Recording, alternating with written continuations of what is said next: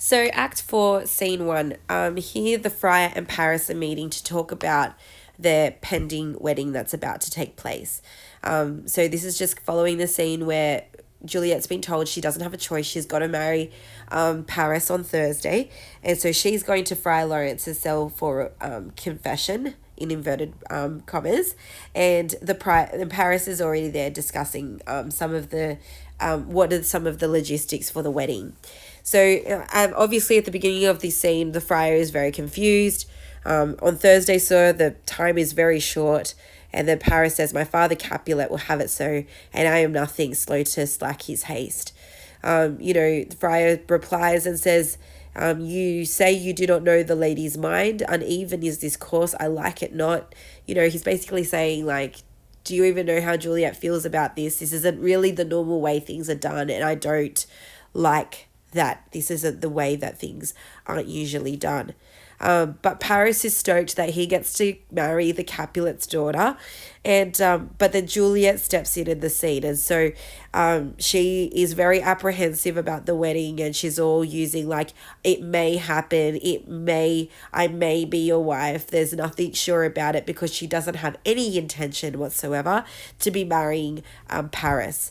Paris leaves the scene, and we're left alone with Juliet and Friar Lawrence.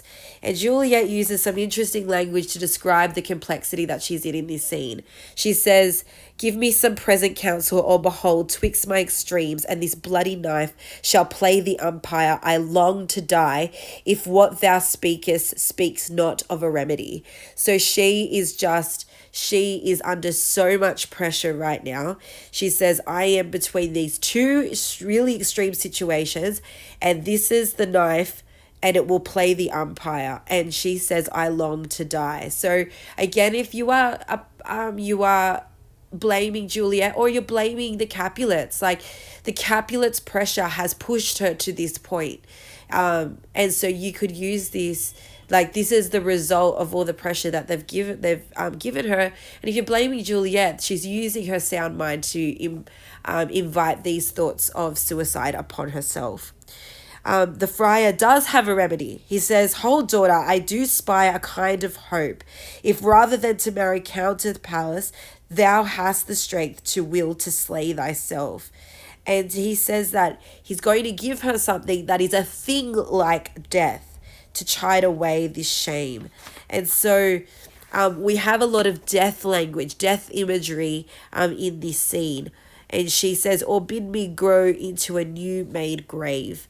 The friar then, in the last part of Act 4, Scene 2, tells her how this is going to work. That if she takes this vial, he says, be merry, tell your parents that you're going to marry Paris, and then take this vial.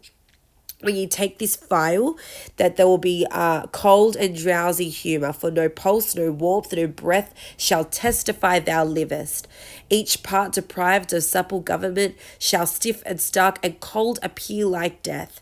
And he tells her what's going to happen. He tells her that, when the bridegroom comes, so when Paris comes to wake you up in the morning, it's to rouse thee from thy bed, there art thou dead. So she will be dead.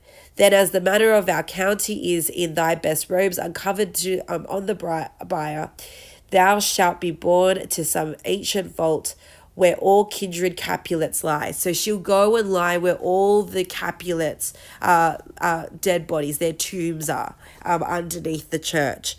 And then he intends to tell Romeo, so shall Romeo by my letters know our drift, and hither shall he come, and he and I will watch thy waking. We're going to watch you wake up, and that very night shall Romeo bear thee hence to Mantua. So he's going to take you to Mantua, because Romeo can't step back into Verona, but Juliet can live with him forever in Mantua, and they can start a new life together. So that's where the friar's thoughts are in all of this. However, he is very clearly orchestrating all of this and holds a lot of responsibility for what's going to happen, irrespective of the fact that it was never his intention. There's a lot of things that he does that make him responsible. The scene ends with Juliet agreeing to this, and she says, love give me strength, and strength help me afford. Farewell, dear father. And that's where the scene ends.